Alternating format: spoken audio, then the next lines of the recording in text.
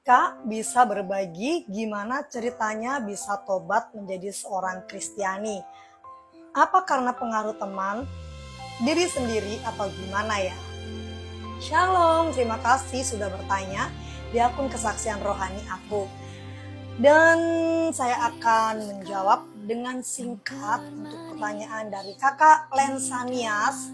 Shalom kakak Lensanias dan salam kenal. Saya mau berbagi cerita bagaimana cikal bakal saya boleh percaya kepada Tuhan Yesus dan menjadi orang Kristen. 13 tahun yang lalu, saya memiliki sakit penyakit yang tidak pernah saya duga. Saya begitu merasa menderita karena saya tidak bisa atau saya tidak memiliki uang untuk operasi. Saya hanya diberikan obat atau painkiller atau penghilang rasa sakit oleh dokter, dan itu sifatnya sementara. Sakit saya itu adalah ginjal dan saya harus segera operasi. Di perut sebelah kiri rasanya sampai tembus ke belakang. Begitu dahsyat sakitnya sampai saya nggak bisa lagi berdiri dan muntah sampai kuning-kuning. Lalu ada seorang teman saya dulu SMA. Dia dulu juga bukan seorang Kristen, tetapi dia lebih dahulu mengenal Tuhan Yesus. Dia hanya berkata, "Maukah engkau sembuh?" Saya bilang, "Iya, tentu saja saya mau sembuh." Lalu dia bilang, "Maukah engkau pergi ke gereja dan didoakan oleh ibu pendeta?" Tentu saya awalnya merasa ragu dan takut karena saya pun penghujat Kristus dan saya tidak percaya dengan Yesus Kristus yang disebut orang Kristen sebagai Tuhan dan Juru Selamat. Tetapi saya tidak tahu, saya begitu ingin mencoba untuk datang ke gereja. Lalu saya datang ke gereja dan ibu pendeta itu mendoakan saya untuk mengampuni orang yang bersalah kepada saya. Karena bisa saja penyakit itu timbul dari kepahitan hati saya.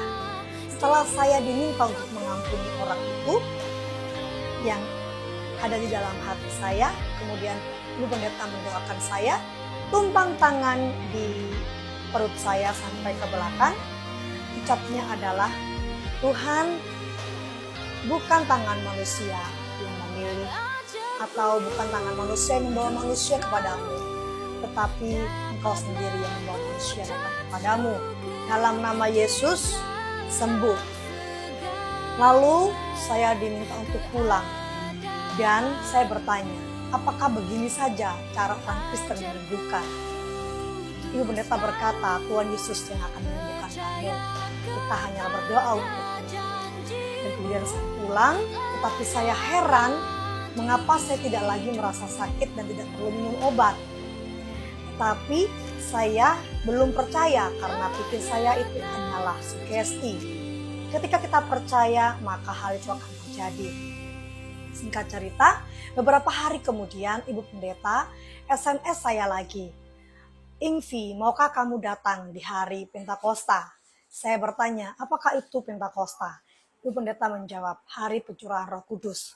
Saya sebenarnya tidak mau datang ke gereja karena saya takut bagaimana kalau saya mati di sana dan saya tidak selamat. Kemudian saya berpikir, tetapi saya ada rasa segan, kan saya sudah diselamatkan atau saya sudah disembuhkan oleh ibu pendeta. Biarlah saya datang untuk menghormati saja. Dan saya datang dan saya duduk di belakang gereja, ya di belakang kursi paling belakang. Mereka beribadah, ya. Dan mereka beribadah. Setelah mereka beribadah, kemudian saya diminta untuk ke depan untuk altar call. Nah, gerejanya waktu itu hanya berjemaah 7 sampai 10 orang saja, ditambah dengan satu ibu pendeta. Nah, ibu pendeta itu bernama Ibu Ripka. Ibu Ripka itu mendoakan saya ke depan dan saya diam saja karena saya tidak mengerti apa yang akan mereka lakukan kepada saya. Tetapi yang saya saksikan ini adalah pengalaman pribadi saya, ya. Jadi saya mendengar mereka berbahasa lain berbahasa yang saya tidak mengerti, bukan bahasa manusia, bukan bahasa yang lazim saya dengar ya, bukan bahasa bangsa-bangsa manapun, tetapi mereka begitu khusyuk dan mereka begitu benar-benar beribadah gitu ya. Saya pikir mereka kerasukan ya. Tetapi ketika Ibu Pendeta itu mendoakan saya, Ibu Pendeta berkata, Tuhan bukan manusia yang memilih engkau menjadi Tuhan, melainkan Tuhanlah yang memilih kami untuk menjadi anakmu. Jika engkau ingin Ingvi mengenal engkau dan engkau memakai dia, maka nyatakanlah kemuliaanmu kepada anakmu Ingvi ini di dalam nama Tuhan Yesus.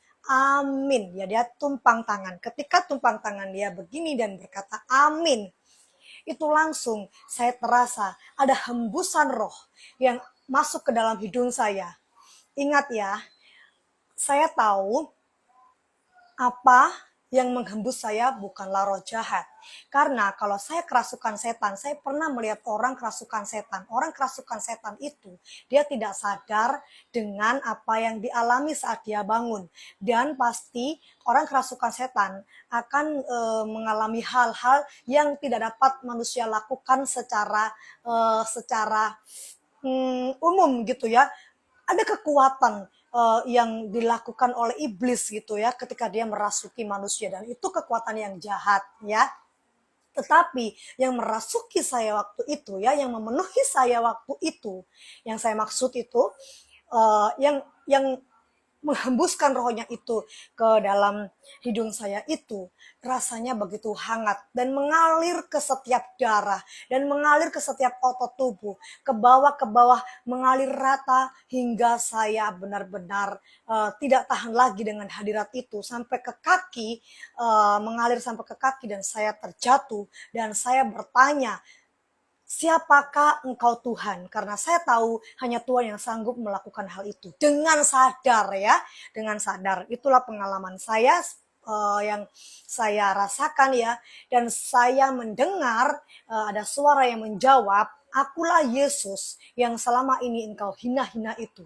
Kemudian saya langsung ya, ceritanya kan saya tersungkur kan tadi ya, begitu saya merasa hangat sampai seluruh tubuh, saya tersungkur dan saya bertanya, siapakah engkau Tuhan?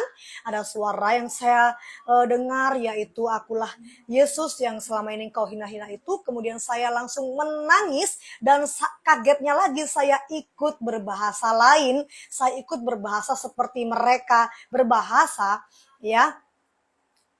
Dan saya menangis ya, saya merasa haru, saya merasa nggak ngerti, saya merasa saya bertemu dengan ilah saya bertemu dengan pencipta saya merasa pengalaman spiritual yang tidak pernah saya rasakan ya, ada suatu kepuasan, ada suatu